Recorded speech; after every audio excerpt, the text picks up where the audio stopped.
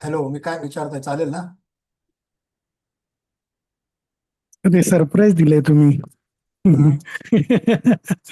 मी सकाळी म्हटलं होतं की हे वाचून या म्हणून मी मेसेज टाकला. म्हणजे ठीक आहे, पुढच्या प्रश्न वेळेसाठी चांगलं विचार. प्रिपेअर करून येऊ. हा, येस. नाही, प्रश्न विचारणं हे चांगलं आहे ना. Yes sir. येस. टॉपिक थोडा कठीण आहे तो समजण्यासाठी. येस येस, थोडं आपण चर्चा करूया त्याच्यावरती प्रश्न विचारल्यानंतर. हे ते अजून लक्षात आहे. चालू करायचं की वाट पाहिजे? एक 5 मिनिटं, अजून 24च जण आहेत. तर आपण चालू करूया, ऑलरेडी चलो. बरंच कव्हर करायचंय. Yes yes. ओके. चलो, आपण फर्स्ट चॅप्टर पासून आपण सुरुवात करू. फर्स्ट चॅप्टर आपल्याला माहिती आहे की मुळतः कॉग्निशन हा जो प्रॉपर कॉग्निटिव्हचा आपला जो पार्ट आहे त्याच्यावरती आधारित आपलं फर्स्ट चॅप्टर आपण घेतोय, न्यूरोसायन्स आणि कॉग्निशनच्या वरती. मी जस्ट आता क्वेश्चन्स विचारेल, आपल्याला ज्या पद्धतीने आपल्याला आन्सर येतं त्या पद्धतीने आपण बोलूया. म्हणजे असं काही हे नाही की परफेक्ट आलंच पाहिजे. मी मागच्या वेळेस पण म्हटलं ना की आपल्याला प्रॉपर नाही आलं तरी तोडकं मोडकं उत्तर देण्याचा आपण प्रयत्न करूया. Okay.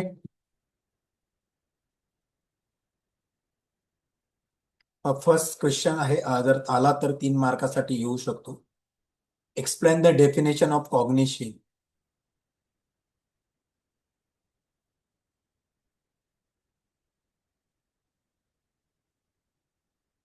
Explain the definition of cognition.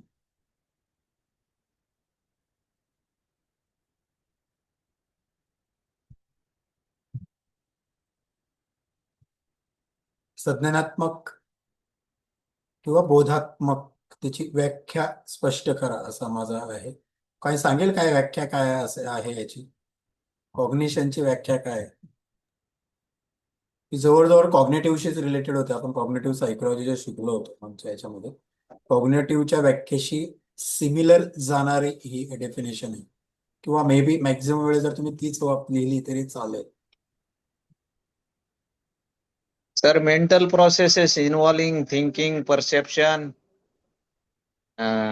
problem solving, memory, all these are related to cognition. Okay, good good sir. Gopi Krishna sir. बढिया. अजून?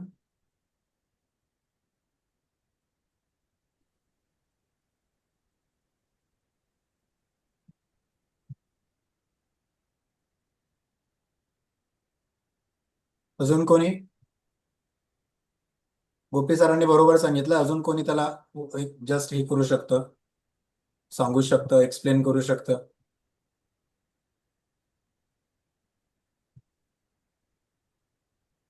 कोणीही ट्राय करायला हरकत नाही. 3 मार्कासाठी आला तर येऊ शकतो. हो. Explain the definition of cognition. हा, कविता पाटील मॅडम, आपण काय Yes, बोलताय? sir. बोला. It is a mental process involved in acquiring knowledge through our sensation, our experience, and how perception, attention, memory, reasoning, problem solving. Yes, correct man, correct. Yes, good.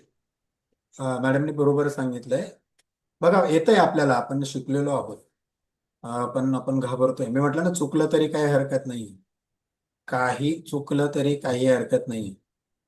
आणि आपण याच्या आधी ऐकून शिकतो. चुकलं, आपलं बोलताना चुकलं तर आपल्याला पुढच्या वेळेला लक्षात राहील, माझं चुकलं होतं म्हणून. त्यातून आपलं चांगल्या पद्धतीने आपल्या लक्षात राहतं ना. ट्रायल अँड एररचा आपण एक्सपेरिमेंट केला होता मागच्या वेळेस. त्या पद्धतीने एरर झाले की आपल्याला ट्रायल एरर करून दिले की ती गोष्ट चांगल्या लक्षात राहते. म्हणून आपण प्रयत्न करायला काहीच हरकत नाही.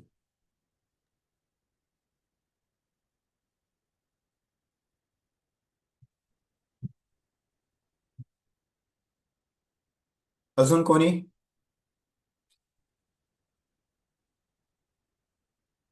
प्रयत्न करा, काही हरकत नाही. आता या दोघांनी जे सांगितलं तेच सांगितलं तरी चालेल.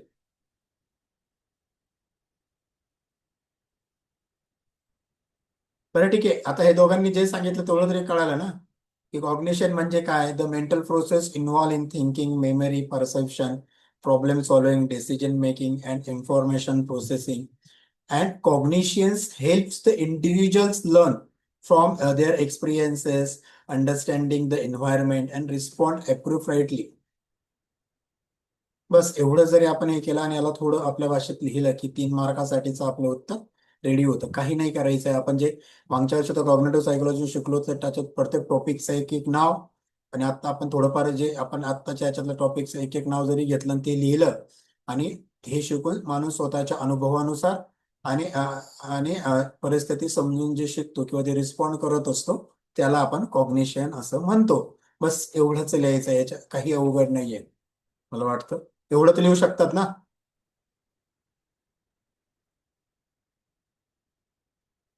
सोपं आहे बाई, काय अवघड नाहीये.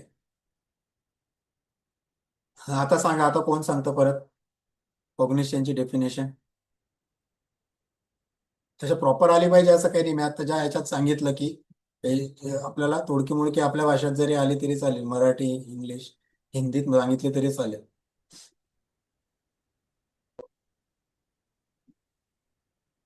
बरं ठीक आहे, कळालंय आपल्याला. तर मी पुढचा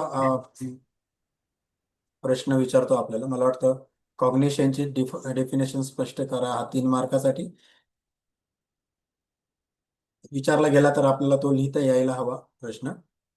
त्याचं उत्तर सोपं आहे, ते काय असेल ते मी सांगितले. पुढचं आहे, what are the functions of hippocampus?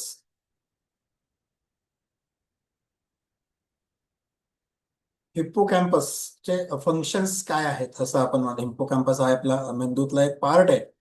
तर त्या हिप्पोकॅम्पसचं फंक्शन्स काय आहेत किंवा त्याचे कार्य, फंक्शन्स म्हणजे काय, त्याचे कार्य, त्याचं काम नेमकं काय आहे, असा आपल्याला 3 मार्काला प्रश्न आला तर येऊ शकतो. तोही है ना. आला तर मी येईलच असं सांगत नाहीये, लक्षात घ्या. शक्यता नाकारता येत नाही, येऊ शकतं, पण येईलच असं मी म्हणत नाहीये. मागच्या वेळेस त्याची गडबड केली होती कोणीतरी इथं विचारून, तसं काही गडबड करू नका. ओके, येऊ शकतं सांगतोय मी, येईलच असं म्हणत नाहीये. हा, सुप्रिया मॅडम. सर हिप्पोकॅम्पसचं फंक्शन आहे मेमरी फॉर्मेशन, म्हणजे न्यू मेमरीज तिथं फॉर्म होत असतात. Good. आणि ते it plays a very important role in converting, म्हणजे शॉर्ट शॉर्ट टर्म मेमरीजला लॉंग टर्म मध्ये कन्वर्ट करण्यासाठी त्याची मदत होते. बरोबर. आणि तिथे नंतर म्हणजे आपल्याला ते आठवण्यासाठी सोपं जातं सर, तिथे स्टोअर झाल्यामुळे. आणि दुसरं बढिया. आहे ते स्पॅशियल नॅव्हिगेशन, म्हणजे आपल्याला नॅव्हिगेट करण्यासाठी मदत होते सर. एक्झॅक्टली. म्हणजे आपल्याला सपोजिंगली पुढे काहीतरी आहे, तर तो अडथळा आहे, तर तो चुकवून आपण नॅव्हिगेट करून तो चुकवून आपण पुढे जाऊ शकतो. म्हणजे नॅव्हिगेट करायला आपल्याला मदत होते, किंवा एखाद्या ठिकाणी आपल्याला जायचं असेल तर आपल्याला हे समजतं की कुठला कुठला रोड घ्यायचा आणि आपण कसं तिथपर्यंत पोहोचू शकतो. हे नॅव्हिगेशन करण्यासाठी हिप्पोकॅम्पस मदत करते. बढिया. म्हणजे थोडक्यात आपल्याला तो गुगल मॅप्स जे आपल्या दिशा दाखवतो त्याप्रमाणे हिप्पोकॅम्पस आपल्याला आपली लाईफची दिशा दाखवण्यासाठी त्या त्या परिस्थितीच्या प्रत्येक याच्यामध्ये आपल्याला मदत करतो. जसं आता सुप्रिया मॅडमने सांगितलं, ऍक्च्युअल तेच कार्य हे हिप्पोकॅम्पसचे आहेत. हिप्पोकॅम्पसचे फंक्शन्स तेच आहेत. अजून कोणी सांगताय? And it helps in remembering the context in which a particular event occurs. Yes yes, correct. हे म्हणजे आपण ते आठवू शकतो की एखादी घटना कशा संदर्भात घडलेली आहे. बरोबर, करेक्ट. अजून कोणी? अमित सर.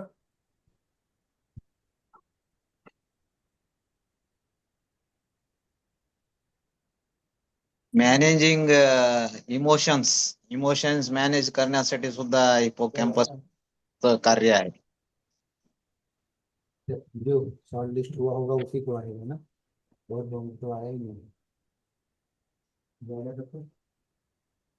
अच्छा, इमोशन्स आता सांगितलं गोपी सरांनी. हिपोकॅम्पस इमोशन्स कार्य करतो का?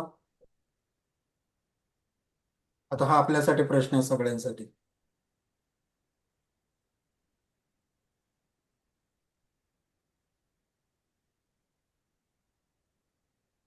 बोला बोला. नाही. इमिग्लाडा इमिग्डाला काही आहे तसं तो emotion related Amygdala. Amygdala correct. आहे. गोपी सर थोडं करेक्शन करून घ्या. हा हा हा हा येस गुड. हे बघा असा बोलल्याने कळतं आपल्याला की आपला इथे ते नको व्हायला तिथे आपण बरं असतो म्हणून बोलणं गरजेचं. त्याच्यानंतर कळतं की अरे हे नको आहे आपल्याला इथे. Yes good. कोणी सांगते अजून काय फंक्शन्स आहेत हिप्पोकॅम्पसचं काम काय आहे कार्य काय आहे?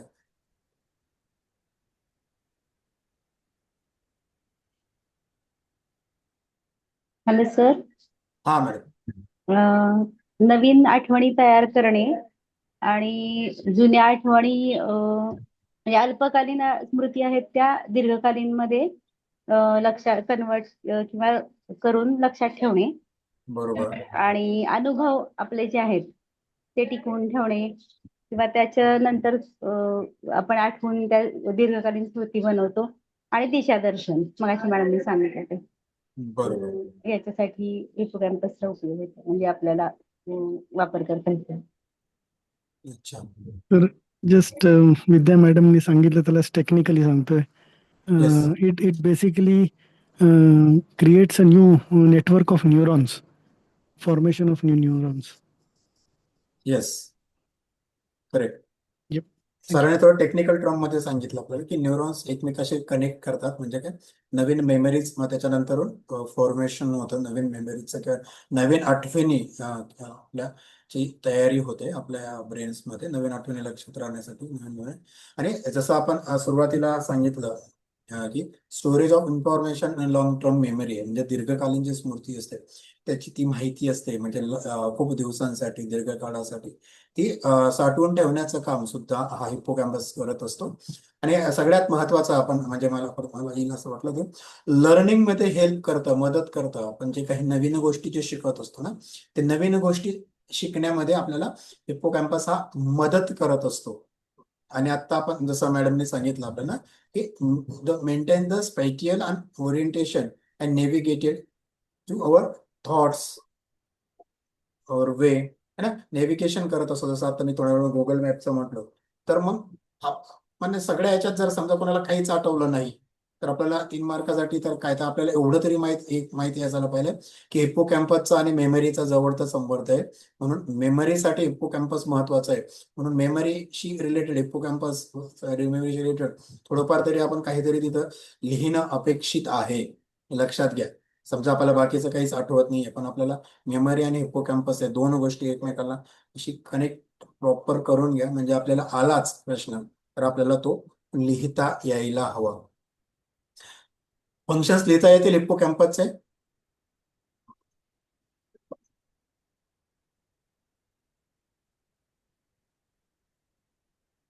Okay.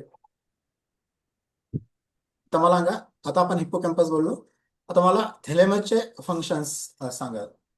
What is the functions of thalamus? खूप महत्वाचा प्रश्न आहे.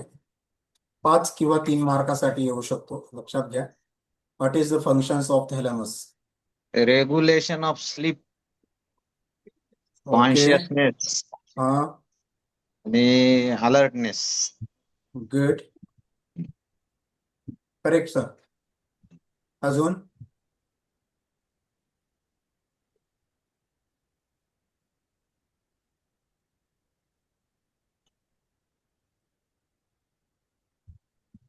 बाकी पण बोला.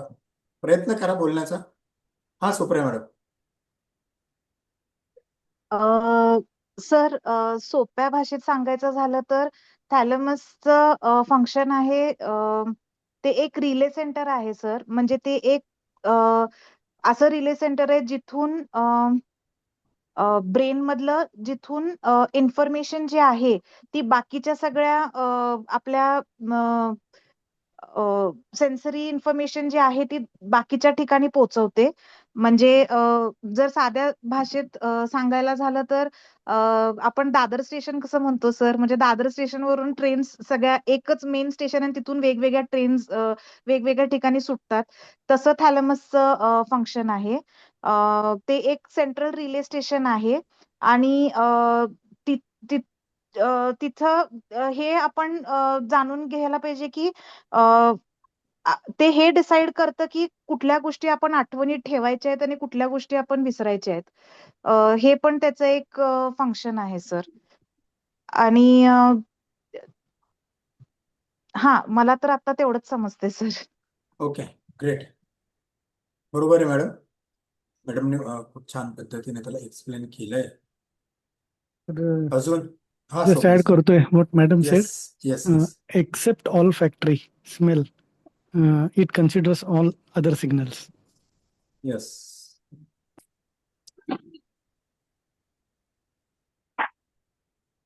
हा संदीप सर काय बोलताय?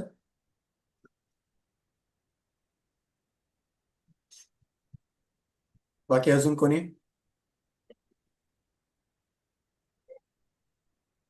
प्रयत्न करा, प्रयत्न करा. Consciousness, yes.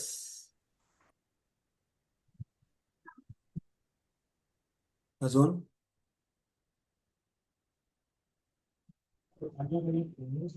the thalamus is important for cognition okay. because it filters, integrates, and relays information. Okay. Especially, we can say conscious awareness के लिए thalamus plays a very important role. Conscious and Conscious awareness. Okay, yes, correct. Conscious and awareness, yes. But I'm not sure, but do thalamus takes care of or regulate sleep? No. No. Okay. Yeah, the hypothalamus is essential for our cognitive processing only. That transmit the sensory messages to the brain, controls attention and awareness, control the maintain our consciousness, the send information the appropriate areas, appropriate brain areas. यालाच फक्त हेच थॅलेमसचे कार्य आहेत. किंवा आपण लक्षात ठेवा की जे काही आपण बाहेरून जी माहिती आपल्याला जे मिळते ती माहिती मेंदूपर्यंत पोहोचवण्याचं काम थॅलेमस करतं. हे थॅलेमसचं सगळ्यात महत्वाचं काम आहे. त्याच्याबरोबर जे लक्ष असतं, अटेन्शन असतं किंवा आपली जागरूकता असते त्याला नियंत्रित करण्याचं काम ना, जागरूक कॉन्शियस काम हे थॅलेमस करतो. त्याचबरोबर आता आपले जो कॉन्शियसने काय आहे तो प्रत्येक गोष्टीत किंवा प्रत्येक याच्यामध्ये ज्या गोष्टींना टिकवून ठेवण्याचं काम त्या याच्यामध्ये हे हायपोथॅलेमसचं काम आहे. आणि जी मिळणारी जी माहिती आहे ती माहिती ब्रेन पर्यंत जातेच, पण त्याचबरोबर स्पेसिफिक माहिती ही स्पेसिफिक ब्रेनच्या स्पेसिफिक भागाकडे गेली पाहिजे. आता समजा मी जर योग्यता मॅडम म्यूट करता.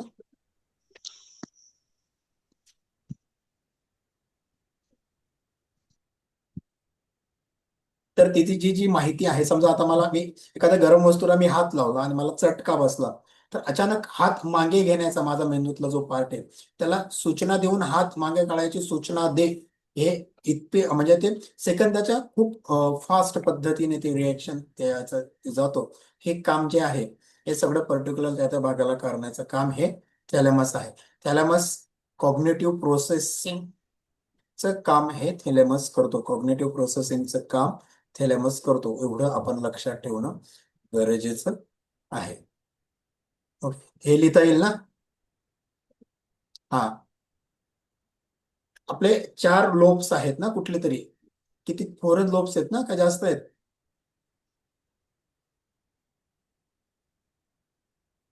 Write the 4 lobes of the cerebral cortex. सांगितलं की सेरिबल कॉर्टेक्स मधले जे 4 लोब्स आहेत ते लिहा, त्यांचे नावे लिहा आणि त्यांचं काय कुठल्या लोब मध्ये काय होतं ते सांगा. आता आपण काय सांगणार? किती लोब आहेत मी सांगून दिलं. 4 लोब्स आहेत. कुठले कुठले? Prefrontal. Sir, Yes. lobe of cerebral cortex or the lobes of brain? Cerebral cortex. Only of the cerebral cortex. Yes. Sir Okay. Frontal, Okay. Parietal, temporal आणि ऑसिपिटल. ओके, फ्रंटल लोब मध्ये काय? Cerebral cortex.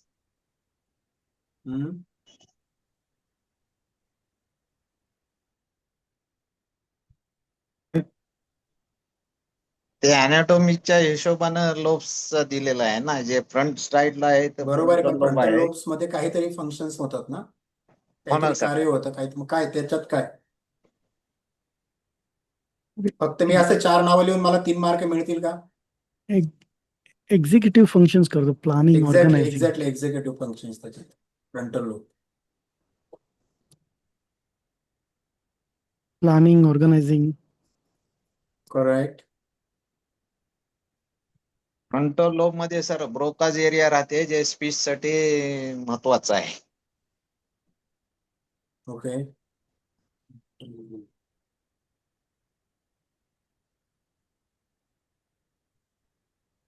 Voluntary movement सुद्धा control करते frontal lobe.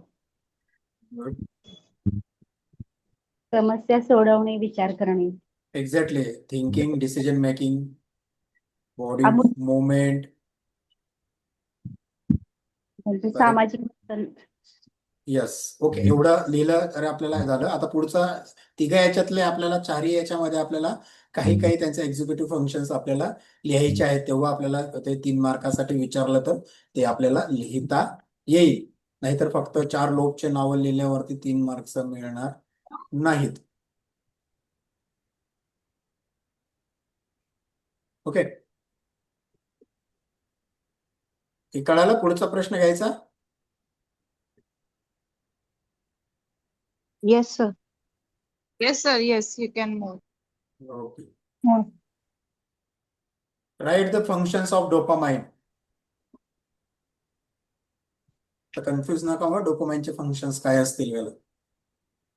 आता guess करा काय functions असू शकतात डोपामाइनचे.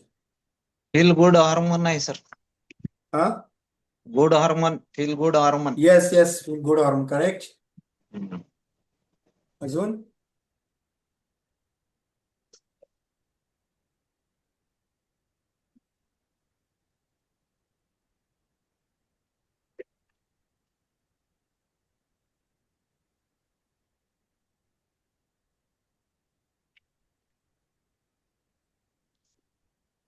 अजून feel. So it regulates motivation. Correct.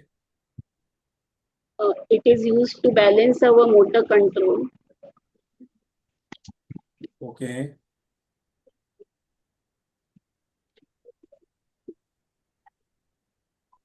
Motor control कसा बॅलन्स होतो डोपामाइनने एकदा सांगता?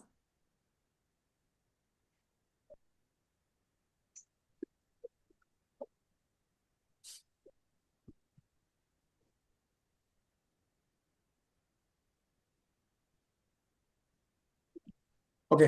डोपामाइनचे फंक्शन्स आहेत सोपे आहेत. ते क्रिएट मोटिवेशन, जसं आता मॅडमने सांगितलं.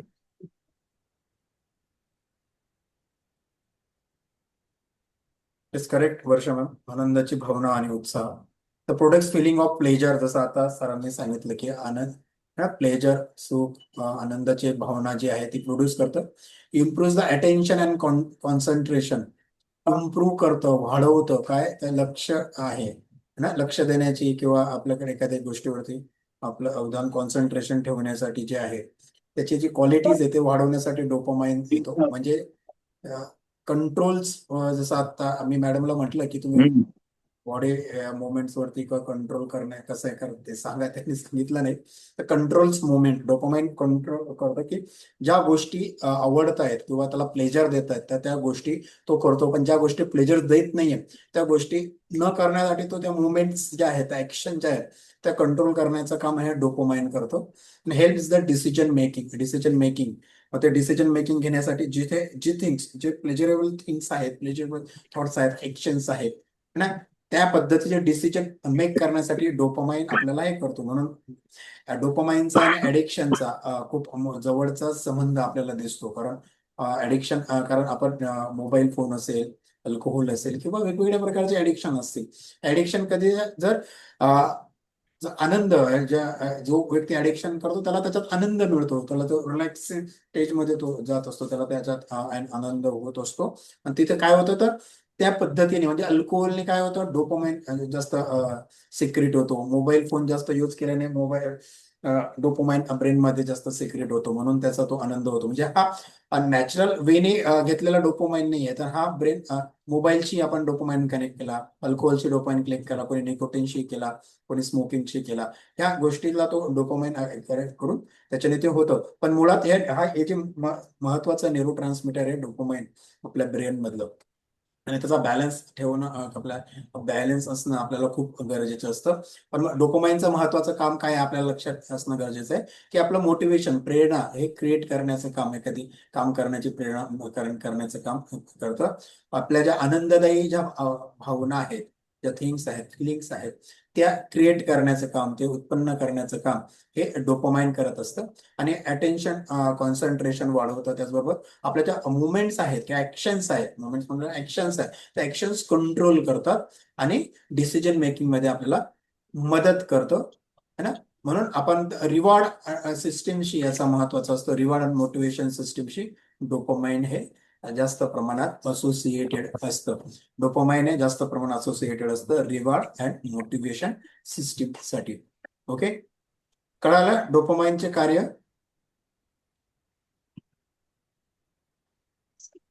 सर म्हणजे ते इम्पल्सिव्हिटी जे असतात ADHD मुलांमध्ये ते कंट्रोल करतं बोलू शकतो आपण? नाही, इम्पल्सिव्हिटी नाही करा तिथे. आता त्याच्यामध्ये तिथे डोपामाइन लेवल नेमकी काय, इम्पल्सिव्हिटी कंट्रोल एकदम डोपामाइनने नाही होणार, पण डोपामाइन त्यावेळेस बॅलन्स रोलला डोपामाइन आहे का ते करतो आपण. ऍक्ट, त्याचे थॉट नाही कंट्रोल करत, त्याच्या ऍक्शन कंट्रोल करू शकतो. आणि प्लेजरेबल थिंग, आता बऱ्याच वेळेस आता जर ADHD वाल्याला इम्पल्सिव्ह होऊन एखाद्याला मारण्यात किंवा एखादी गोष्ट तोडण्यात किंवा एखाद्या स्वतःला भिंतीवर आदळून घेण्यात त्याला आनंद येत असेल, तर त्यावेळेस त्याला तो डोपामाइनचा आनंद त्याने त्याच्याशी कनेक्ट करून घेतलेला आहे, की त्याच्याने त्याचा डोपामाइन जास्त इन्क्रीज कदाचित होत असेल, म्हणून त्याला त्याच्यातून प्लेजरेबल थिंग त्याच्यासाठी ती आहे, असू शकते, म्हणून तो कदाचित ते करत असेल. बरे त्याच्यानंतर त्याला दुःख होतं. जसं आपल्याला बऱ्याच वेळ 5 मिनिटांनी घेतलेला मोबाईल आपण 1 तास घेतल्यानंतर आपल्याला दुःख होतं, अरे यार उगाच 1 तास माझा वाया गेला, नसतं मोबाईल हातात घेतला तर बरं झालं असतं. त्याच प्रमाणात त्याला ते ऍक्ट केल्यानंतर दुःख होणार, यातना होतात, ते होतात. पण त्यावेळेसच्या ज्या घटनामध्ये ना तो कंट्रोल नाही करत, तिथं तो इम्पल्सिव्हिटी डोपामाइन नाही कंट्रोल करत, तिथे उलट तो इन्क्रीज होऊ शकते तिथे डोपामाइन बॅलन्स नसेल तर. तर ही गोष्ट आपण लक्षात ठेवायला हवी. तर एक क्वेश्चन आहे, ओके. हे जे न्यूरो ट्रान्समीटर एन्झाईम्स असतात ते मेजर करू शकतो आपण हम्म. बाय एनी टेस्ट और समथिंग, किंवा त्याची काही तसं व्हॅल्यूज आहेत नाही, का? ब्रेन ऑलरेडी त्याची व्हॅल्यू, कोणी बोलते मध्ये, ओके, त्याची व्हॅल्यू वगैरे किंवा मेजर असं नाही करू शकत. पण आता डॉक्टर मी काय करतात आपल्या, नाही मी सांगतो आता, डॉक्टर काय करतात, सिम्पटम्स पाहतात की जर डोपामाइन, संदीप सर,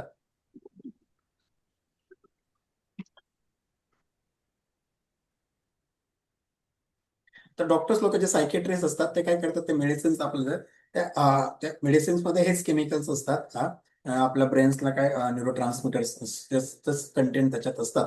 फक्त आता ते काय करतात की सिम्पटम्स वरून, समजा एखाद्याची झोप कमी झाली आहे, एखाद्याला आनंदच येत नाही किंवा तो ओव्हर आनंद देतोय, किंवा खूप एक्साइटेड होतोय, जसं मूड डिसऑर्डर्स असतात, मूड एकदम हायले, हाय मॅनिया, बरं हायपोमॅनिया बऱ्याच जणांना होऊन जातो, काही जण डिप्रेशन्स मध्ये जातात. याच्यावरून त्यांनी काय केलं की न्यूरो ट्रान्समीटर जर ब्रेन्स मधली लेवल कमी झाले, की का केव्हा कमी होते, ही लेवल कमी झाले म्हणजे याला डिप्रेशन आलेलं आहे, म्हणून ते काय करतात, ते न्यूरो ट्रान्समीटर वाढवण्याचं हे देतात, औषधं देतात. नाही, हायपोमॅनिया, खूप आनंदात दिसतोय, मग याचा डोपामाइन लेवल जास्त हाय झालेला आहे, तो कमी करण्यासाठी हे द्या. झोप येत नाहीये, तर मग कुठलं तरी येतो. आता काही गोष्टीत त्याला आता कोणी भेटलं, डोपामाइन लेवल बरं तर हाय दिसते, मग काय ऑक्सिटोसिन जो आहे, तो ऑक्सिटोसिन जे आहे ते कमी पडतोय का, तर तो मग ते द्या. या पद्धतीने ते गेस करून त्या पद्धतीचं न्यूरो ट्रान्समीटरचे आपल्याला ब्रेनला फीड करतात. म्हणून पण असं ऍक्च्युअल ब्रेन आपण कुठे असं टेस्ट नाही की ब्रेन मध्ये याचं प्रमाण एवढंच पाहिजे आणि याचं अजून, म्हणजे माझ्या तरी असू शकेल, पण माझ्या वाचनात अजून आलेलं नाहीये. Thank you sir.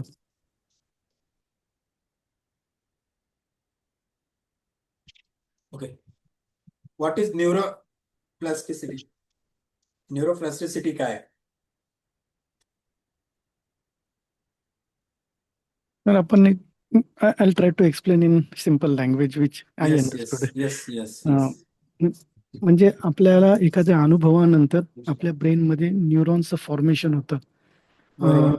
नवीन अनुभव घेतल्यानंतर किती इझिली आपण तो ऍक्सेप्ट करतो आणि पूर्वीच्या ज्या संकल्पना आहेत त्या रिफ्रेम करतो. त्यानुसार न्यूरॉन्स परत स्वतःला रिइस्टॅब्लिश करतात. हे मला असं वाटतं हे न्यूरोप्लास्टिसिटी आहे, which I remember what I read. Yes sir, correct sir, correct. Okay, thank you. सरांनी चांगल्या प्रकारे सांगितले आपल्याला. अजून कोणी सांगू शकतंय?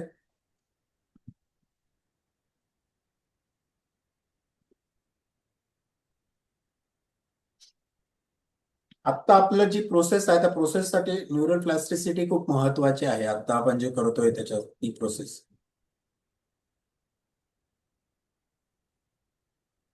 येस, आपण नवीन एक्सपिरियन्सेस फॉर्म करतोय. एक्झॅक्टली. अजून बाकीच्यांनी बोलावं म्हणून मी ते सांगितलं की आता आपण जे करतोय त्याच्यात न्यूरल प्लास्टिसिटीचा जवळचा संबंध आहे.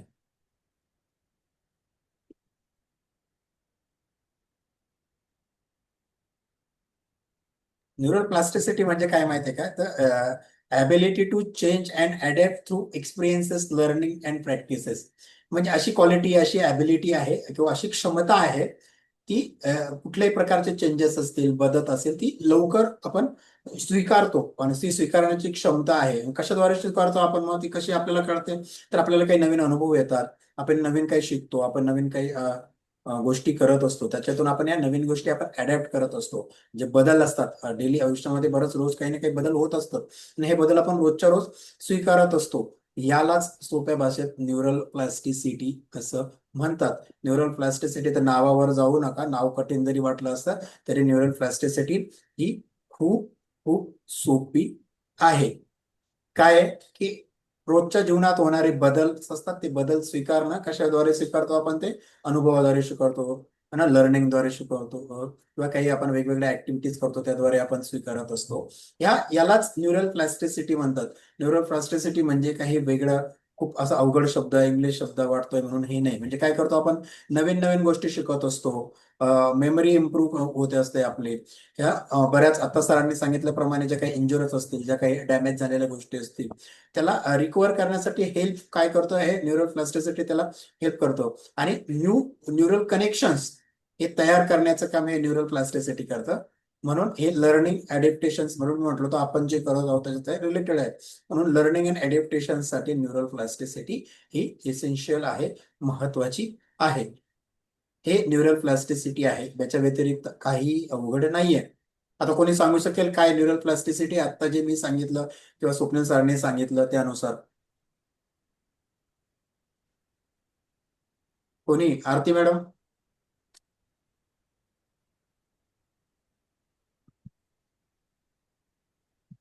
Sir, हा, यस रुख sir. yeah, neuroplasticity, we can say neuroplasticity is the brain's ability actually exactly. to yes change and recognize itself by yes, forming neural connections throughout the life. Like correct.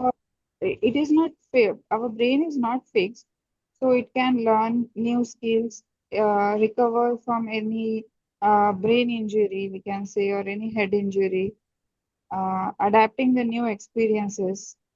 So these all things comes under the neuroplasticity. Correct correct. तर एक प्रश्न होता yes. Sir, when we were reading those books ना, the language is very much medical terms मध्ये आहे. तर okay ते okay. आपण आपल्या शब्दात लिहिलं तर चालेल का? Yes yes, 100%. ओके ओके, ठीक आहे, thank you. Yes. Okay, next question आपण घेऊया.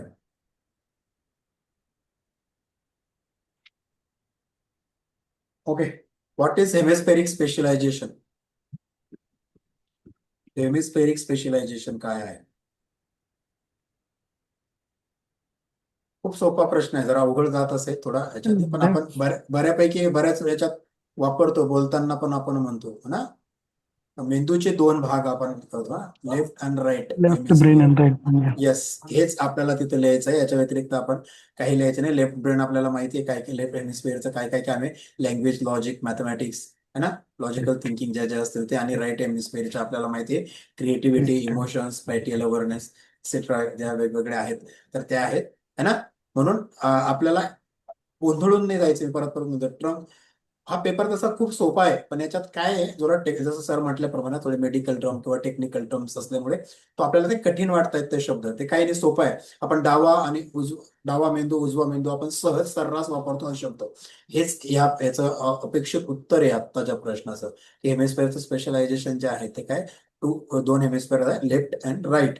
आणि त्याचे आत्ता मी सांगितल्याप्रमाणे डावा उजव्याचं काय काय आहे ते आपल्याला स्पेशलायझेशन ते आपल्याला माहिती आहे, तेच आपल्याला लिहायचं आहे त्याच्या म्हणून घाबरून जायचं नाहीये. ओके, पुढचा क्वेश्चन आहे, what is the function or GABA. GABA ना ऍसिड, गॅमा अॅमिनोब्युट्रिक ऍसिड जे ऍसिड असतं त्याचे फंक्शन्स काय आहे.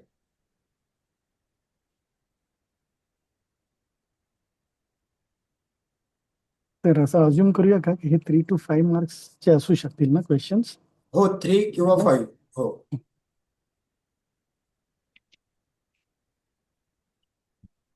तर गॅबाचं महत्वाचं काम काय आहे किंवा महत्वाचं फंक्शन गॅबाचं काय, तर रिड्यूस एक्सेसिव्ह ब्रेन स्टिम्युलेशन, म्हणजे अति उत्तेजना जे ब्रेनला बऱ्याच वेळेस येते ना, ओव्हर एक्साइटमेंट असते, ओव्हर एनर्जी असते, त्याला कंट्रोल करण्याचा, कमी करण्याचं काम हा गॅबा जे ऍसिड आहे आपल्या ब्रेन मधलं, हे जे न्यूरो ट्रान्समिटर आहे हे कमी करत असतं. त्याच्यानंतर मेंटेन द मेंटल क्लामनेस जो आहे, आपला मेंदूची शांतता, रिलॅक्सनेस आहे ते आहे. यस, वर्षा मॅडमने सांगितलं की टेन्शन, चिंता कमी करणं, बरोबर आहे. त्याला शांत करणं आहे ना, तो कामनेस टिकवणं, त्याला आता एन्झायटी कमी करणे आणि कॉन्सन्ट्रेशन इम्प्रूव्ह करणे, हे मुळात महत्वाचे 4 फंक्शन्स आपल्याला गॅबाचे आहेत. काय आहे, पहिला कमी अतिउत्तेजना जी आली असेल ती कमी करणे, त्याच्यानंतर मेंटल कामनेस मेंटेन करून ठेवणे, कामनेस जो आहे मेंदूचा तो व्यवस्थित करणे, एन्झायटी, चिंता कमी करणे, आणि कॉन्सन्ट्रेशन इम्प्रूव्ह करणे किंवा वाढवणं, हे आहे. म्हणजेच काय, तर GABA helps the mental balance the brain, ब्रेनला मेंटेन करण्याचं काम त्याला, yes sir correct, sleep regulation सुद्धा गॅबा करतो. तर मेंटल बॅलन्स, ब्रेनला बॅलन्स करण्याचं काम गॅबा करत असतो. ओके, आता जनरल प्रश्न आहे, तुम्हाला जर आला तर येऊ शकतो कदाचित. Okay, why it is important study of brain, किंवा why is the study of the brain important, म्हणजे आपल्याला का महत्वाचं वाटतं की ब्रेनची स्टडी झाली पाहिजे, तिचं महत्व आहे, नाही केलं तर चालणार नाही का ब्रेनची स्टडी, काय वाटतं आपल्याला, काय महत्वाचं वाटतं. फर्स्ट एक एक दोन दोन द्या, तरी आपण पुढे जाऊया, म्हणजे पुढचे जास्त आपल्याला प्रश्न वगैरे जास्त होऊ शकतील. So it is important to study brain, how our brain functions. It explains about the neuron stimulation, diagnosis and treatment for cognitive disorder, learning disabilities. Correct. No?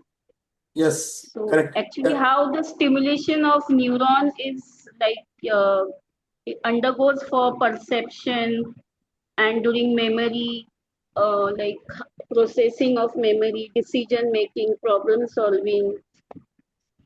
So हे जे आपण सगळं कॉग्निशनचं केलेलं आहे तेच ह्याच्यामध्ये आपल्याला ब्रेनचं लिहायचं आहे ना सर. Exactly, yes, correct. हा बघा, आता मॅडम जे सांगितलं ना, काही अवघड नाहीये. आपण जे आता शिकलोय आपल्याला माहिती आहे ना, तेच आपल्याला लिहायचं आहे की का महत्वाचं आहे, डेलीच्या लाईफमध्ये का महत्वाचं आहे आपल्याला ब्रेनचा अभ्यास करणं, मेंदूचा अभ्यास करणं.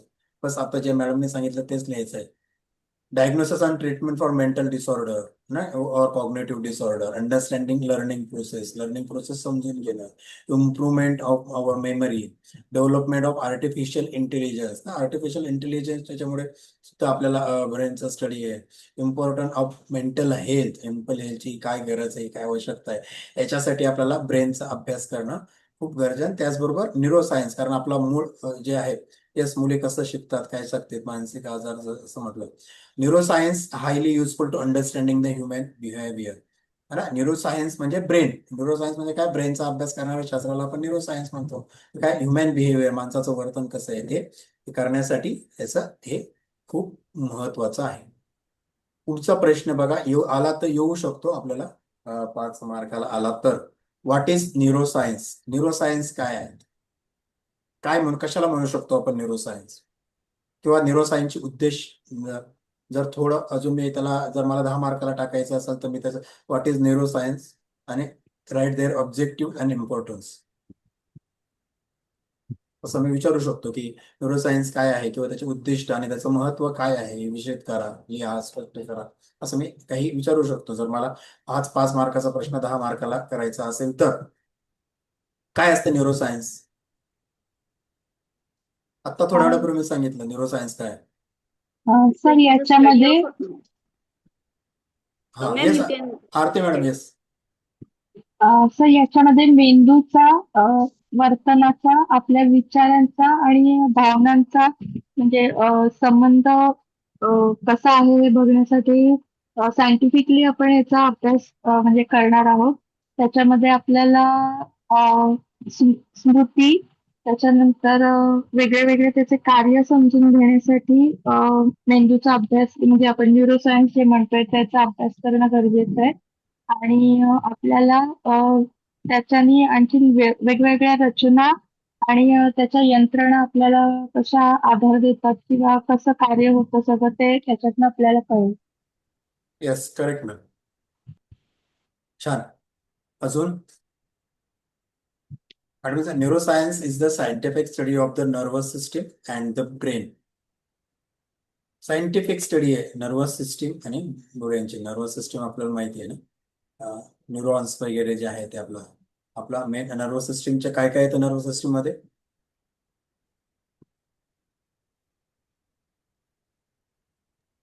काय मज्जा संस्थेमध्ये काय काय येतं?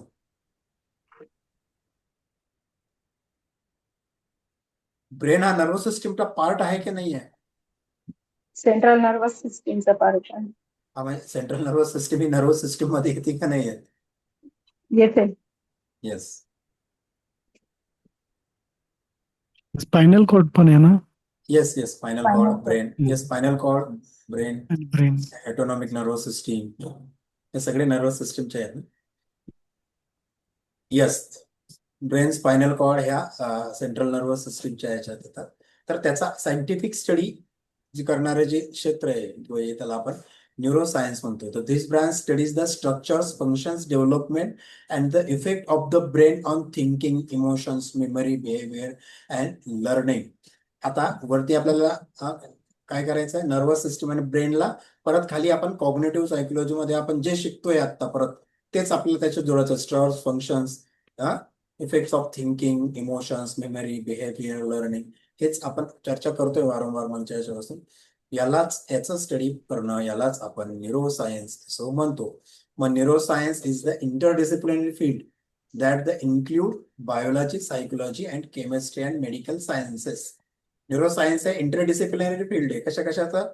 Biology, psychology, chemistry and medical sciences यांचं, ह्या 4 यांचं आहे ते कंबाईन किंवा इंटरडिसिप्लिनरी, एकमेकाला ते कनेक्टेड असलेलं हे फील्ड आहे. याच्यात मेन ऑब्जेक्टिव्ह, जर मी थोड्या वेळ उद्देश पण तुम्हाला विचारलं होतं, काय याचे उद्दिष्ट आहे किंवा मेन ऑब्जेक्टिव्ह काय येतात, तर to understand the structure and functions of the brain, की ब्रेनचं स्ट्रक्चर काय आहे, त्याचे फंक्शन्स, ब्रेनचे फंक्शन्स काय काय आहे हे समजून घेणं, हे हा मेन न्यूरोसायन्स स्टडी करण्याचा एक हेतू आहे किंवा एक उद्देश आहे. To explain thinking, memory and decision making process. ही जी प्रोसेस आहे, ही जी प्रक्रिया आहे मेमरीची, थिंकिंगची किंवा डिसिजन मेकिंगची, ही नेमकी कशी चालते, काय चालते, ती स्पष्ट करणं हा एक या न्यूरोसायन्सचा आपल्याला हेतू किंवा उद्दिष्ट आहे.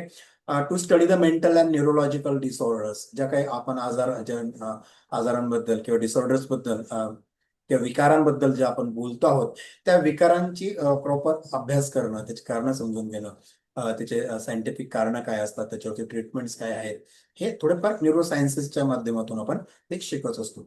To explain the relationship between brain and cognition. आता प्रॉपर आपण जो ब्रेन म्हणतोय तो आणि जे कॉग्निटिव्ह प्रोसेस आहे, जे आपण म्हटलो इमोशन्स, थिंकिंग, है ना, या इतर प्रकार ह्या ज्या आहेत, यांच्या दोघांचं एकमेकाशी असलेलं रिलेशनशिप काय आहे, त्यांचा एकमेकाशी असलेले संबंध काय आहेत, त्याचा अभ्यास करणं, ते स्पष्ट करणं आणि लर्निंग अँड बिहेव्हिअर व्यक्तीच्या लर्निंग प्रोसेसमध्ये आणि बिहेव्हिअर मध्ये कसं चेंज होतं ते अंडरस्टँड, ते समजून घेणं, हा मेन न्यूरोसायन्सचा काय म्हणतो आपण त्याला खूप महत्वाचा उद्देश आहे. मग याचं महत्व काय आहे किंवा इम्पॉर्टन्स याचं जर काय असं आपल्याला जर लिहायचं असलं तर काय आपण लिहिणार, तर हे is a treatment of disorder such as पण कुठले पण आपण मॅक्झिममच्या याच्यात जर कॉग्निशनच्या मधलं अल्झायमर आहे है ना, पार्किन्सन आहे किंवा डिप्रेशन्स आहे, Dementia. अशा वेगवेगळ्या आजारांमध्ये आपण या डिसऑर्डर्समध्ये आपण त्याला ट्रीटमेंट करण्यासाठी आपल्याला मदत होते. आपल्याला ऍक्च्युअल कडे काय झालं आहे आणि काय ट्रीटमेंट प्रॉपर तिथे आपण करणं अपेक्षित आहे. Useful to improving learning and memory आणि लर्निंग इम्प्रूव्ह करण्यासाठी आपल्याला न्यूरोसायन्सचा उपयोग होतो आणि contribute to the improvement development of artificial intelligence एआयचं इम्प्रुव्हमेंट करण्यासाठी आणि brain computer technology science connection करण्यासाठी आपल्याला हा अभ्यास करणं आपल्याला गरजेचं आहे. लिहिता येईल ना आपल्याला न्यूरोसायन्स आलं तर. न्यूरोसायन्स म्हणजे काय, न्यूरोसायन्सचे उद्दिष्ट आणि त्याचं महत्व हे आपल्याला काही सोपं आहे, अवघड काहीच नाहीये थोडं. ओके, आता पुढचा प्रश्न मी थोडं फास्ट जातोय तर मी बरोबर 10 मिनिटानंतर मी थांबणार आहे, म्हणून मी तेवढे 3-4 प्रश्न अजून लिहिता आले तर घेईल. Explain the functions of the limbic system. Limbic सिस्टीमचे आपल्याला फंक्शन्स किंवा त्याचं कार्य, मेन पार्ट्स, त्याचे फंक्शन्स काय आहे ते आपल्याला कळायला पाहिजे. काय आहे बरं सांगा बरं, कार्य काय आहे. त्याच्यातलं एक कार्य किंवा एक पार्ट्स आपण चर्चा केली आपण अगोदर. हिप्पोकॅम्पसचं भावना, केलेलं सर. स्मृती. हा हॅलो. आरती मॅडम. हा येस. लिम्बिक सिस्टीम मध्ये भावना, स्मृती आणि प्रेरणा नियंत्रित केल्या जातात आणि एक्झॅक्टली, गुड. ह्याच्यात प्रमुख म्हणजे त्याचं स्ट्रक्चर, मेन स्ट्रक्चर हिप्पोकॅम्पसचा समावेश आहे त्याच्यामध्ये. ओके, आणि अजून हिप्पोकॅम्पस, जो अजून आपल्या हिप्पोकॅम्पसची चर्चा केली आपण. पुढे दुसरा. तो स्मृती निर्मितीसाठी आवश्यक आहे. Yes, correct. दुसरा पार्ट त्याच्यातला काय येईल. आणि भीती आणि आनंद यासारख्या भावनांवर प्रोसेसिंग होते त्याच्यात किंवा प्रक्रिया बरोबर करते ते. बरोबर. इमोशन रेग्युलेट करणारा घटक कुठला आहे part. Amygdala. Exactly, amygdala, second part. Correct, good. आणि आपलं जेवण, तहान, भूक यांचं कंट्रोल करणारा. Hypothalamus. It's correct, hypothalamus. Good. अजून. हॅलो, चुकलो कुठे तर मला सांगा. चुकू शकतो मी, माणूस आहे, तर आपण सांगू शकतो. तर मेन 3 पार्ट्स लिम्बिक सिस्टीम मध्ये आपल्याला पाहायला मिळतात. हिप्पोकॅम्पस, अॅमेग्डाला आणि हायपोथॅलॅमस. बरोबर, हे 3 आहेत. आणि मेन आपल्याला हिप्पोकॅम्पसचं फंक्शन्स आपण पाहिलं. न्यू मेमरीज फॉर्म करतो ना, हे स्टोअर इन्फॉर्मेशनसाठी, लॉंग टर्म मेमरीसाठी आपल्याला मदत करतो आणि स्पॅटियल ओरिएंटेशनसाठी, नेव्हिगेशनसाठी आपल्याला हिप्पोकॅम्पस मदत करतो. सेकंड जो पार्ट आहे याचा तो आहे अॅमेग्डाला. कंट्रोल इमोशन्स कंट्रोल करण्याचं काम, इमोशन्स कंट्रोल करण्याचं काम हे अॅमेग्डाला करतं. Understand emotions such as a fear, अँगर अँड हॅपीनेस. जसं मी दरवेळेस ते काय म्हणतो ते सापाचं उदाहरण मागच्या वेळेस पण दिलं होतं, त्याप्रमाणे मी देत असतो की समजा मी इथं बसलो, साप दिसला तर मी घाबरेल है ना, कारण माझ्या अॅमेग्डाला आतापर्यंत जे मिळालेले थॉट्स किंवा जे काय आहे की साप हा चावतो, भीतीदायक, म्हणून मला त्याला पण भीती मिळेल, तो मारू शकतो, ही अॅमेग्डाला मिळालेली सूचना आहे. पण मी चायनीज आहे, तर माझ्या अॅमेग्डाला, चायनीज मी पर्सन असल्यामुळे माझ्या अॅमेग्डाला मिळालेल्या सूचना किंवा तो ट्रेन असा पद्धतीने झालाय की ठीक आहे, आला येता आला तो जाईल, किंवा काही केलं तर मी घेऊन उचलून त्याला मारेल, फेकून देईल किंवा खाऊन टाकेल. म्हणून मला त्याच्यापासून फिअर, माझ्याने काही, मला काही भीती वाटणार नाही, एन्झायटी काय येणार नाही. हे कंट्रोल करण्याचं काम कोण करतं, अॅमेग्डाला करतं. अॅमेग्डालाचं मुख्य काम आहे इमोशन्स कंट्रोल करणं, हे अॅमेग्डालाचं महत्वाचं काम आहे. हायपोथॅलॅमस हा जो तिसरा पार्ट आहे, हायपोथॅलॅमसचं काम काय, कंट्रोल्स हंगर, म्हणजे आपलं जो भूक आहे ती भूक कंट्रोल करण्याचं काम करतात. तहान, झोप है ना आपला, आणि आपलं बॉडी टेम्परेचर, आपल्या ज्या बॉडीचं टेम्परेचर आहे ते टेम्परेचर मेंटेन करण्याचं काम, कंट्रोल करण्याचं काम हा हायपोथॅलॅमस हा करत असतो. आणि regulate the motivational and biological needs. आपल्या ब्रेन मध्ये ना हायपोथॅलॅमस म्हणून एक भाग असतो. ओके, हायपोथॅलॅमस ते काय करायचं, एका हा पूनम मॅडम बोला.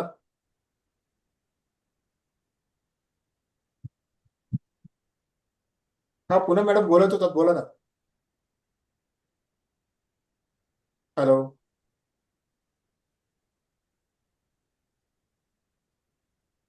माझा आवाज येतोय? येतोय सर. हो सर. अच्छा मॅडम लेट झाले होते. ठीक. तर hypothalamus regular the motivations and biological needs. Motivation ज्या नीड्स आहेत किंवा बायोलॉजिकल नीड्स आहेत हायपोथॅलॅमस कंट्रोल करत असतो. ओके. आता आपण वरती चार लोक आता मला मी तर तुम्हाला म्हणलं write note on cerebral cortex. Cerebral cortex विषयी काहीतरी लिहा. मग काय लिहिणार तुम्ही त्याच्यात?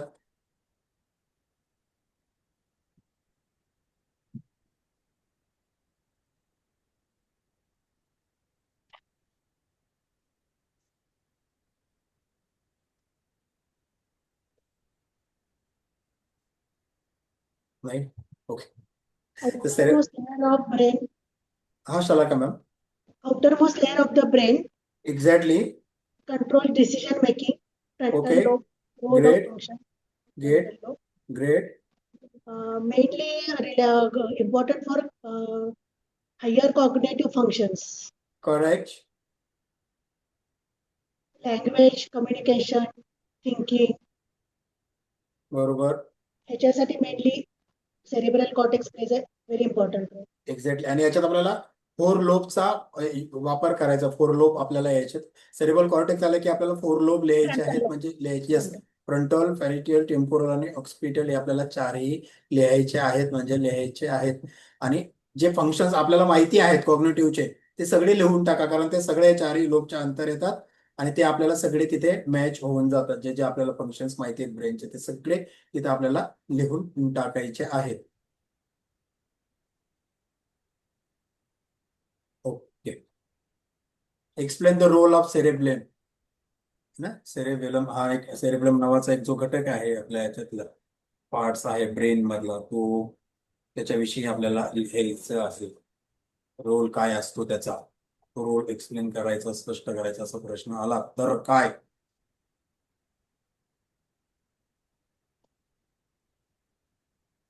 In short, sir, छोटा मेंदू cerebellum हा मराठी म्हणून येस करेक्ट म्हणू शकतो. काय करतो छोटा मेंदू, काय काम करतो बरं आपल्याला आता बऱ्यापैकी आता डेली डेली हा balance control करणे. येस बॅलन्स, बॉडी बॅलन्स सगळ्यात महत्वाचं काम आहे. आपलं बॉडीचं बॅलन्स करण्याचं काम हा सेरेबेलम करत असतो. अजून Voluntary movements कंट्रोल करायचं काम येस करतो. करेक्ट. कोऑर्डिनेशन आपल्या मुवमेंट्स मध्ये कोऑर्डिनेशन करतो, व्हॉलेंटरी मुवमेंट कंट्रोल करतो.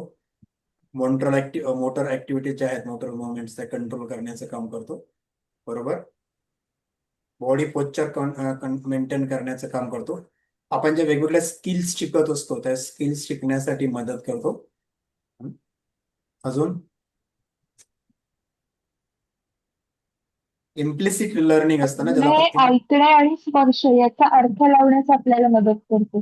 Yes correct ma'am. Aarti madam correct सांगितलं.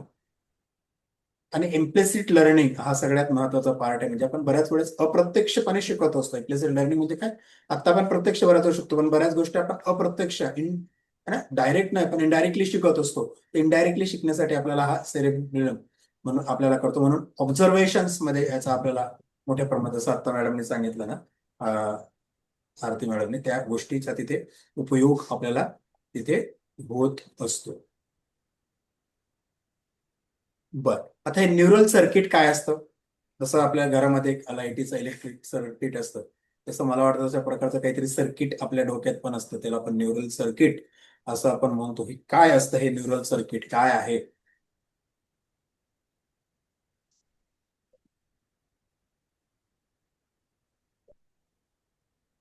सोपं आहे. आपण म्हटलं की अरे हे होतं का, असं होतं मी सांगितलं.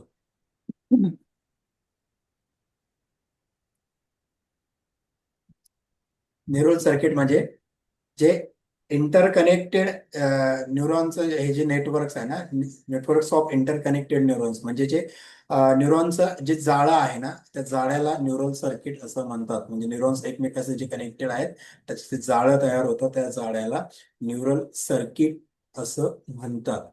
सोपं होतं ना, ते माहिती आहे आपल्याला. इतकं सोपं होतं. तर म्हणजे आपण समजा एक अनुभव घेतला तर त्या अनुभवाच्या आधारावर वेगवेगळे न्यूरॉन्स असतात ते एकमेकांना कनेक्ट करतात. आपण पुढच्या वेळेस जर पुन्हा त्या अनुभवाच्या अक्रॉस आलो तर ते ऑलरेडी बिल्ट न्यूरॉन्स असतात.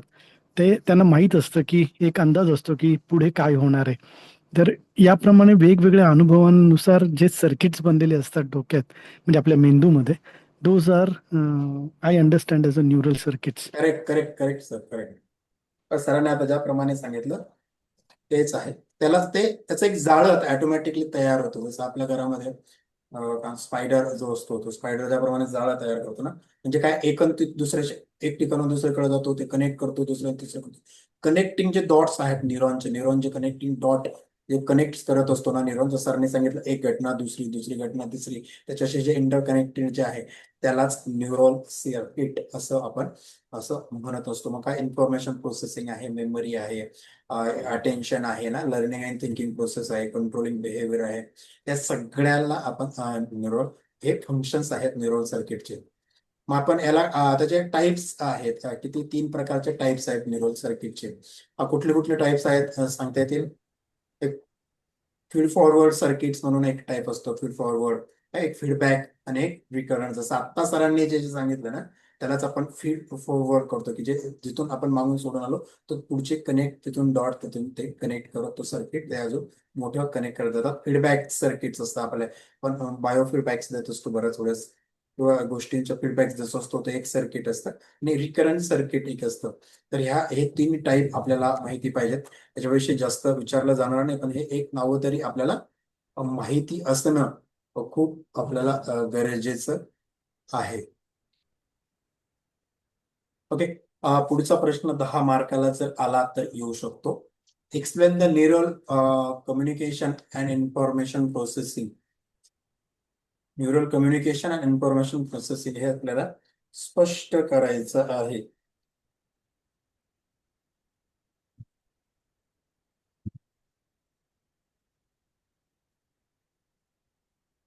न्यूरॉन्स म्हणजे काय आपल्याला माहिती आहे सर्वांना, की न्यूरॉन्स म्हणजे काय, एक बेसिक सेल आहे ना न्यूरॉन्स, असं म्हणजे नाही, एक न्यूरॉन्स एक बेसिक सेल आहे. तर neurons is a basic cell of the nervous system that the transmit information through electrical and chemical signals. तर इलेक्ट्रिकल अँड केमिकल जे आहे ते केमिकल सिग्नल्स ते क्रिएट करतात, ते करतात. म्हणजे काय करते मग कुठे the neural communication helps in process such as a thinking, memory, emotions, learning and movement. हे आपल्याला एकमेकाशी ते काय करत असतात, कनेक्ट करत असतात. मग याचे काय स्ट्रक्चर ऑफ न्यूरॉनचं स्ट्रक्चर काय आहे? सेल बॉडी आहे, डेंड्राइट्स आहे, एक्झॉन टर्मिनल आहेत, हे आपण वाचलेलंच आहे. तर हे आपल्याला हे माहिती पाहिजे काय आहे स्ट्रक्चर्स ऑफ न्यूरॉन काय आहे. कारण 10 मार्काला जर आला प्रश्न कम्युनिकेशन आपला न्यूरल कम्युनिकेशन इन्फॉर्मेशनचा, तर आपल्याला त्या न्यूरॉनच्या स्ट्रक्चर पासून आपल्याला सुरुवात करायची. म्हणून सेल बॉडी ज्याला आपण सोमा असं जो म्हणतो तो आपल्याला सेल बॉडी पाहिजे, the control centre of the neuron. ते आपल्याला माहिती आहे, डेंड्राइट्स ना, the branch like the structures ना, branch like structure receive signals from other neuron. एका दुसऱ्या न्यूरॉन सिग्नल घेतो है ना, ज्याला आपण शेपटी सारखा जो भाग असतो आपण जो म्हणतो तो न्यूरॉनचा, त्याला आपण डेंड्राइट्स म्हणतो. Axon the long fibre like structures. आणि एक्झॉन टर्मिनल जो आहे, the end part of the axon जे असतो, तर त्याला आपण हे कशाचं आहे, हे न्यूरॉन स्ट्रक्चर आहे. ऍक्शन्स पोटेन्शियल हा सेकंड पार्ट आपल्याला येतो, तो पण आपल्याला घ्यावा लागेल. सिनेप्टिक्स ट्रान्समिशन सुद्धा आपल्याला याच्यात लिहावं लागेल.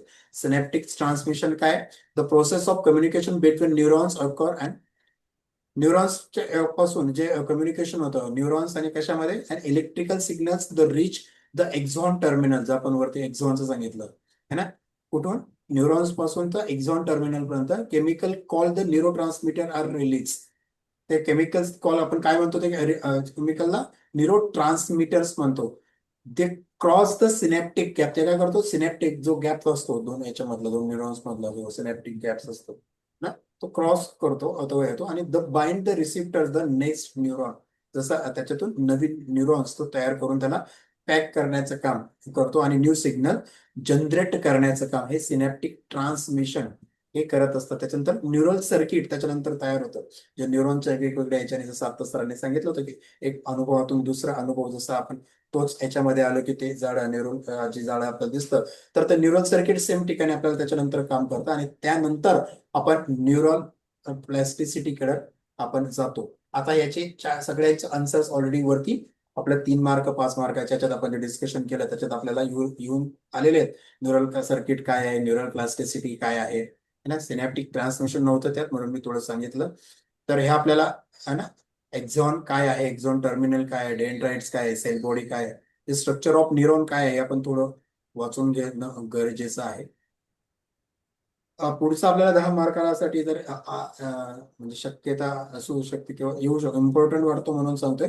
Explain the role of neurotransmitters in cognition. न्यूरो ट्रान्समिटरचा कॉग्नेटिव्ह मध्ये किंवा कॉग्निशन फंक्शन्स मध्ये काय महत्वाचा त्याचा रोल काय आहे किंवा त्याचं महत्व काय आहे हे आपल्याला महत्वाचं सांगते. मी इथे आपल्याला जे वेगवेगळ्या प्रकारचे न्यूरो ट्रान्समिटर्स आहेत ते आपल्याला सांगून त्यांचं काम आपल्याला तिथे लिहायचं आहे. डोपामाइनचं काय कार्य आहे, सेरोटोनिनचं काय कार्य आहे, या त्याच्यानंतर गॅबाचं काय कार्य आहे किंवा स्टाईल लाईनचं काय कार्य आहे, हे आपल्याला वेगवेगळ्या हे जे आहेत, जे न्यूरो ट्रान्समिटर्स आहेत किंवा केमिकल्स आहेत, त्याचं नेमकं काम काय आहे हे आता आपल्याला तिथं लिहिता यायला हवं.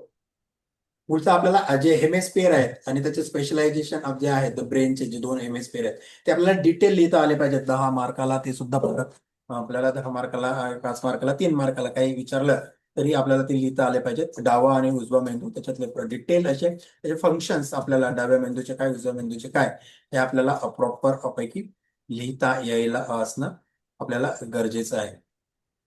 ओके. आणि पुढचं आपण जर आले की explain the structures and functions of the brain related cognitions. The brain related जे cognitions thinking आहेत त्याचं काय, मग त्याच्यात काय काय येतील आपल्याला, सेरिबल कॉर्टेक्स येईल. सेरिबल कॉर्टेक्स मधले आपले 4 लोब्स त्याच्यात येतील म्हणजे येतील.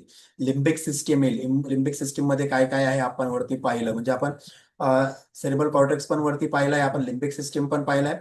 बेसल गॅग्लिया हा जो आहे, बेसल गॅग्लिया आपला आपल्या मुवमेंट्स वरती कंट्रोल करतं. त्याच्यानंतर आपलं मोटर लर्निंग जे आहे त्या करण्यामध्ये ते मदत करतं आणि इम्पॉर्टंट रोल काय करतो, आपली सवयी तयार करण्यामध्ये, सवयीच्या याच्यामध्ये लावण्यासाठीचा महत्वाचा रोल इथे बेसल गॅग्लिया महत्वाचा रोल करत असतो. थॅलॅमस आपण पाहिलं वरती, थॅलॅमसचे रोल, सेरेबेलमचं पण आपण पाहिलं. हे 5 आपल्याला याच्यामध्ये आपल्याला लिहावं लागतील. कशामध्ये लिहिणार आपण, structure and function of brain related cognition मध्ये काय काय लिहिणार आहोत परत सांगतोय. सेरेबल कॉर्टेक्स आपण लिहिणार आहोत, त्याच्यावर लिम्बिक सिस्टीम आपण लिहिणार आहोत, त्याच्यानं बेसल गॅग्लिया, थॅलॅमस आणि सेरेबेलम असे 5 थिंग्स आपण ह्याच्यामध्ये आपण लिहिणार आहोत. उद्या मला वाटतं आपण चॅप्टर आपण सेकंड चॅप्टर थोडं वाचून या, म्हणजे आपल्याला अजून उत्तर किंवा काही आपल्याला देता येते. याप्रमाणे काही फर्स्ट चॅप्टरचे काही टेंटेटिव्ह काही मला वाटतं की कदाचित येतीलच असं नाहीये. 100% असं ओपन होऊ शकतं की याच्यातून एकही प्रश्न नाही येणार, असंही होऊ शकतं. 1-2 येऊ पण शकतात. म्हणून जस्ट अभ्यासासाठी एक थोडं मिळावं आपल्याला, म्हणून त्या पद्धतीने मी सांगत आहे. ओके, आज आपण थांबूया. उद्या आपण सेकंड चॅप्टर उद्या आपण वाचून येऊ सगळे, म्हणजे आपल्याला बऱ्यापैकी त्याला येईल. Thank you sir.